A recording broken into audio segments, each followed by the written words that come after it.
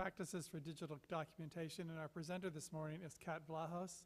She's an associate professor of architecture in the College of Architecture and Planning at the University of Colorado, Denver, and she's the director of their Center for Preservation Research, or COPR. You're going to be hearing more from them tomorrow.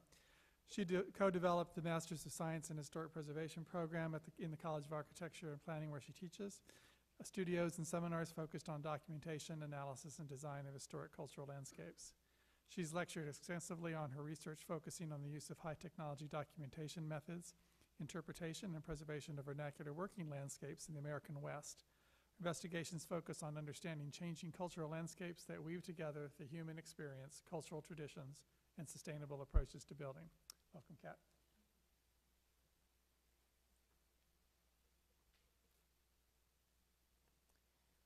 I do want to extend a thank you again to NCPT and the Park Service for bringing us all together to have these conversations.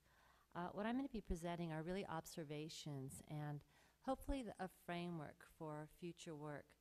What began as, I think, a very quick abstract, that we put together, and I think I'm going the wrong way, overreaching, thinking that I could create best practices to present today.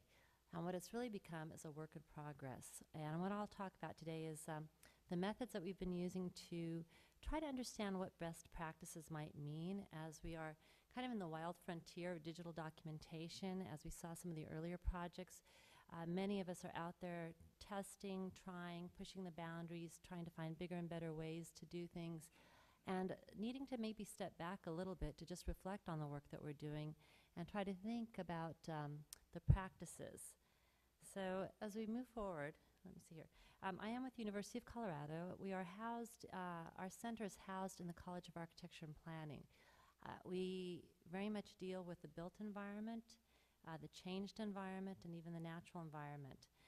We look at the past.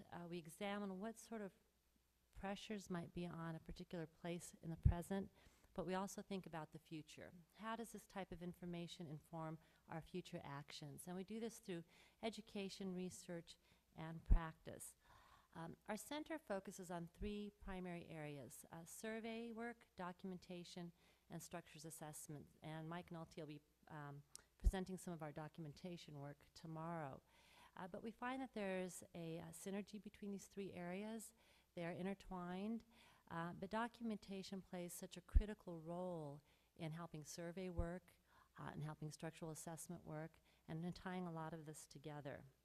So in the projects that we've worked on, we've been engaged in digital documentation, LiDAR scanning in particular, for the last 2.5 years, and it really focuses on interpretive work or resource management.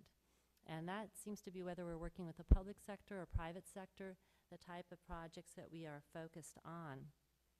The National Park Service has given us a grant with a challenge to develop best practices for digital documentation. The written word, photographs, LiDAR scanning. How do we really think about all of these digital formats, not only now but also in the future? And the type of variables that we took into account are time, quality, and cost, in addition to understanding the context within which this work is being explored, the scale of types of projects that we're working on, whether it's an artifact or a large cultural landscape, accuracy, resolution, all the things that I think the previous speakers have been talking about. Do these things need to be geo-referenced? Is 3D even needed is one of the questions that we're also asking. And if not, what are the alternatives for digital documentation? And ultimately, what are the deliverables? So these were all the kind of variables that we took into account as we began to explore what best practices might mean. We did an extensive literature search, and literature search went anywhere from technical guidelines to journal articles to management strategies, public and private sector, academic institutions, nonprofit organizations. We really tried to cover a lot. And part of this was because we were talking to a lot of different people about the type of work that they were engaged in. We wanted to better understand who's out there and who's doing what, and how are they doing it, and how can we learn from this process. We also brought this into our classroom. We teach a class on documentation specifically, and our students were involved in both basic and applied research. But they also went in and further went into the comparative study between LiDAR scanning and photogrammetry using a total station, and how does that compare to traditional drawing or CAD. And we also looked at existing documentation programs that have a long history, that have established a series of best practices that we could draw from. And then we went into direct communication. And I have to say, this was probably the most beneficial aspect of this research, was just getting on the phone and talking to people and asking questions and telling them what we were doing as a university center. We spoke to, again, nonprofits, private sector organizations, government agencies, other academic institutions, and raised the questions, what are your best practices? Where are the challenges that you're coming across? What are the things that you're observing in the field?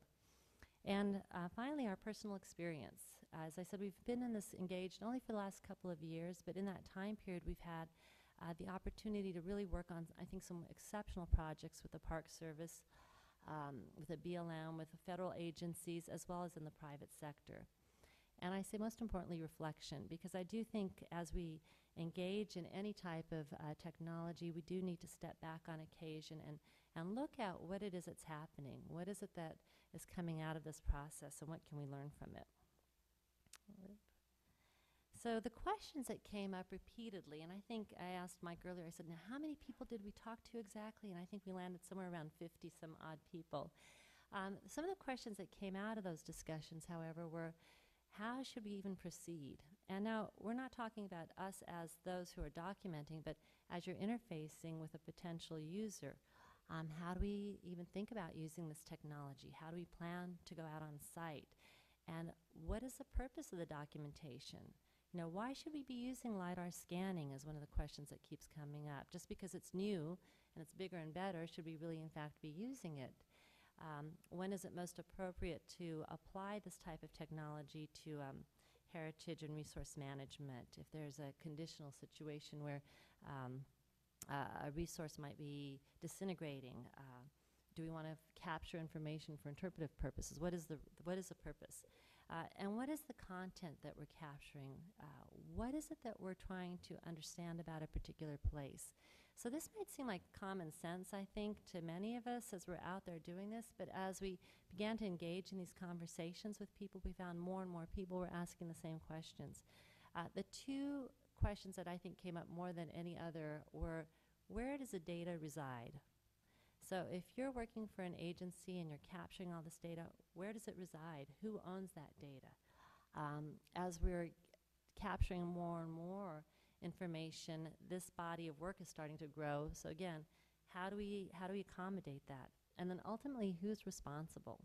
Whose responsibility is it to, in fact, go out, to capture the information, to manage it, to archive it, to make sure that it has a long life? So these are the main questions that were coming up out of our discussions. So a couple things. Here's what we know based on this information. Understanding. It seems that there's a basic understanding, I'll say a common base, that digital documentation, in fact, equals informed decision making. And I think we saw that in the previous couple of presentations here, that by capturing information, by having a better understanding of place, by revealing information that might not always be apparent, we can make informed decisions about the changes that might occur, the management of a particular place, or simply the documentation to have a record of a particular site. The next thing that we learned was communication is vital to any successful project. And communication, we found, happens in two realms. One is organizational structure. So as we're working with the Park Service or other federal agencies, what is the organizational structure that is within that agency that supports this process? And we'll talk a little bit more about that. And then the digital documentation structure. And as I was looking at these earlier presentations, I was thinking, you all are in the field doing the work, you know the process, you know how to manage it, you know how to capture the data. So you have these incredible processes in place that could contribute to a much broader understanding of a best practice. And I want to talk to all of you about this. So as we look at this, right now the responsibility is the agency will contact us and provide information. But within that agency, you might have several entities that are all out there scanning, and it's not necessarily coming to one central place. You know, it's almost like the wild frontier is how I was thinking about this. We have these wonderful pieces of equipment, and we're all out there trying to figure this out, but we're not necessarily talking to each other. So two studies. This is kind of a decentralized is how I think about this organization. This is how we are currently working. There's an organization that requests the digital documentation. That could be a regional office, a superintendent, stewards of the site, friends of a place, the SHPO office, private sector. You know, there's a whole wide range of people that actually want digital documentation done. And then there's the provider, and the provider typically is not housed within the organization. The provider is typically out here, and they're doing the data gathering, the processing, the deliverables. They might also be the entity that manages it. As we saw earlier, you're managing the data within the architectural firm. The private sector might manage their own data. And then there's the question of archiving. Where does it go? On the flip side, over on the other side, we have the provider who really kind of works through planning, data gathering, processing, management, representation of that information, and also archiving. Now, one other case study that we came across in terms of best practices is sort of a more centralized view, that within these larger organizations I'm talking about more, you actually have a place where there are administrators, department heads, project teams, administration, and then you have those who actually are the provider of the digital data, the labs, the visual resource management, and ITS. And the key is the communication between sort of the upper band and the lower band to actually get these projects done. In our experience, what has come up repeatedly is oftentimes not, for a group that we might be working with, not understanding what the possibilities are for digital documentation. What is it that you do with that data? I mean, what is the outcome? Not necessarily understanding what the possibilities are for deliverables or outcomes. And that in turn, I think, impacts how you're going to even capture the data. So this kind of information, this kind of structure that would allow us to have these ongoing conversations and ask the right questions seem to be critical to the best practices within an organization. Now, some basic principles that have come up. This is from the Getty Conservation Institute. They came up with, I think, some really exceptional principles for their own organization. And I'd like to share these with you because I think, again, they can create sort of a broad framework of how we might think about best practices as we move forward. The first is respect. And respect being that information is a valuable resource. And it's essential to achieving most organizations' objectives and should be treated with an appropriate level of respect. And in some of our conversations, you know, we would hear stories about, someone cleaning out an office and coming across slides that no longer seem to be valued, and the slides kind of getting dumped. Well, those are incredible pieces of information.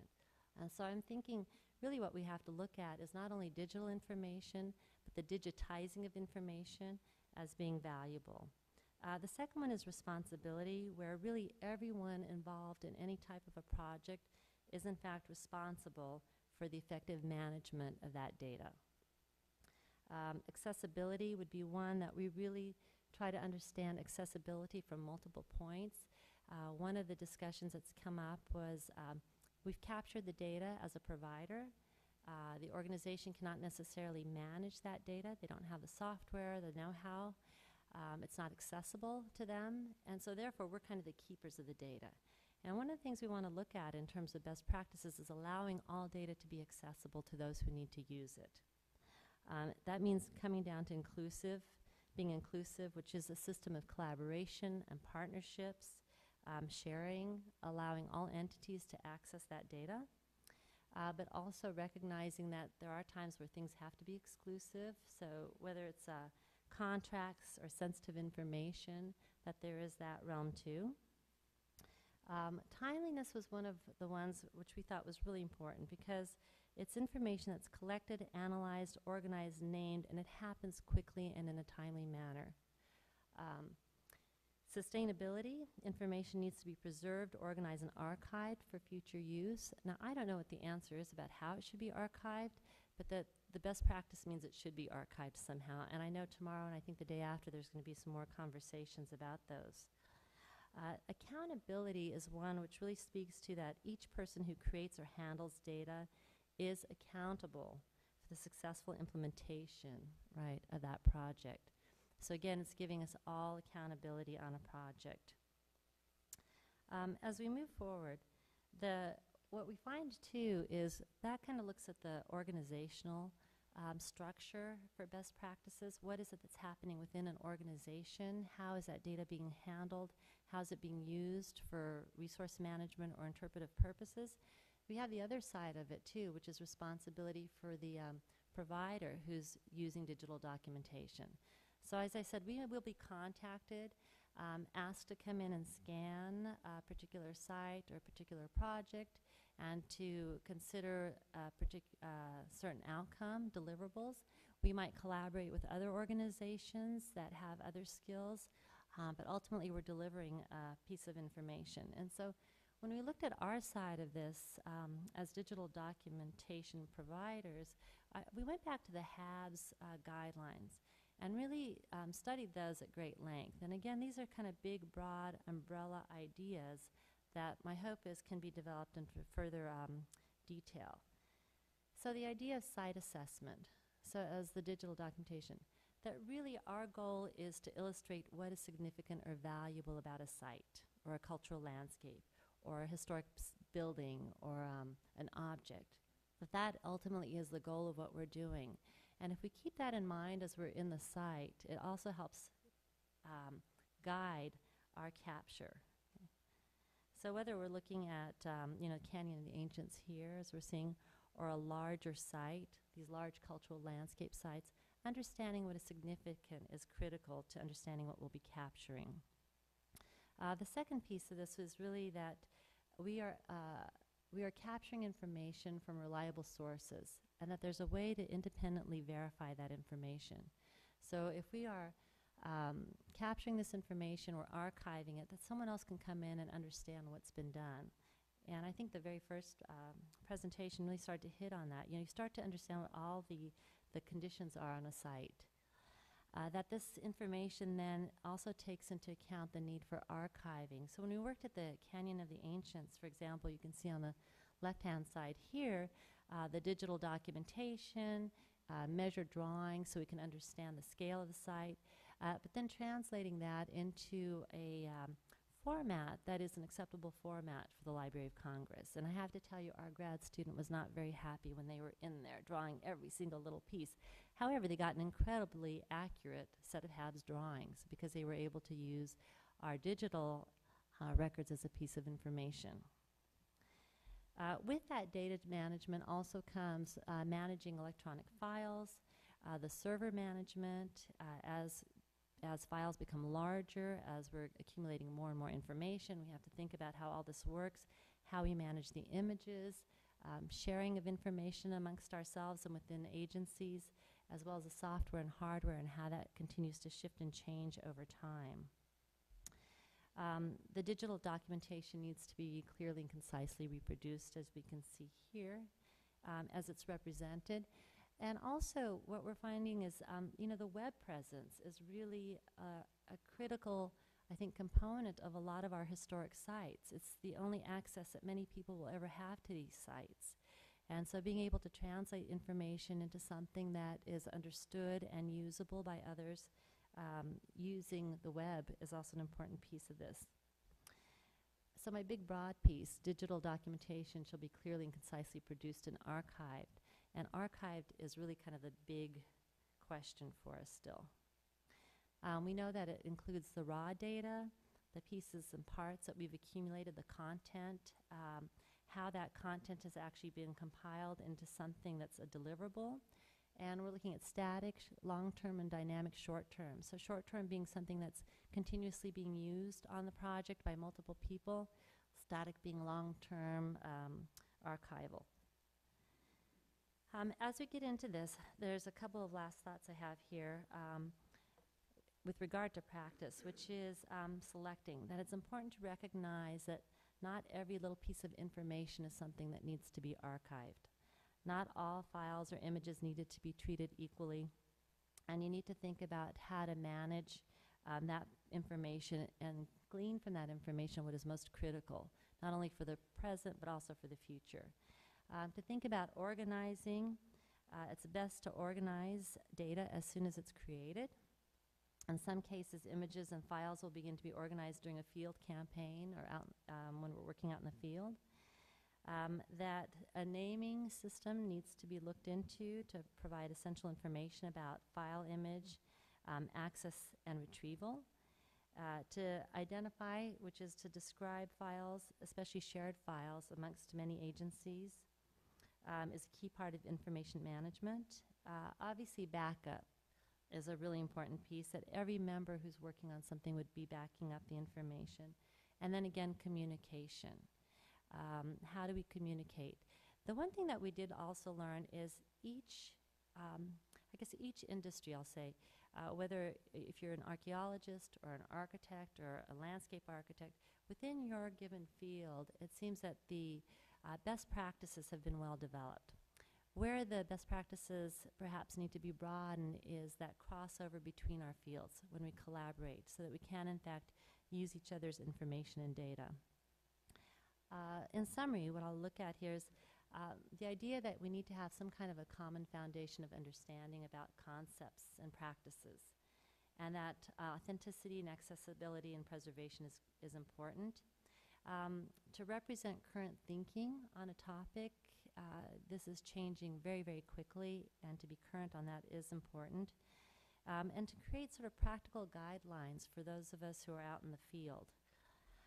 Within that, best practices, we also need to allow flexibility for individual projects, because each project is different. And then also within each of the agencies or private sector organizations we're working with, that there's flexibility for them to work through these processes. Collaboration and partnerships are tantamount to successful projects, we're finding, and that there's enough consistency that we can all follow to facilitate access to each other's information. And the last one really is about evolving as new issues, solutions, activities, and technologies emerge. And within the last year, we've seen how much of a change there is in digital documentation. It's going to continue to be exponential, I believe. And so allowing for those changes to happen is important. What's next for us is just taking kind of these big, broad ideas. As I said, we were hoping that very quickly we could put together this best practices, and as we got into it more and more, what we realized is that there's sort of these big overarching ideas. We want to explore the development of processes, become much more specific in our information, provide a model perhaps for discussion that looks at acquisition and organization, accessing information, retrieving digital information, not only for those of us who are the providers of digital documentation, but also for the agencies that hire us. And I'd like to invite all of you, as you're kind of working through your own processes, if you feel that there's something that you'd be willing to share with us, to please send it to us. I have some cards that I'll leave on the back table for our center. As we compile this information, we'd like to sort of send it out to everyone and get feedback on this as well, and get your thoughts on that. Thank you very much.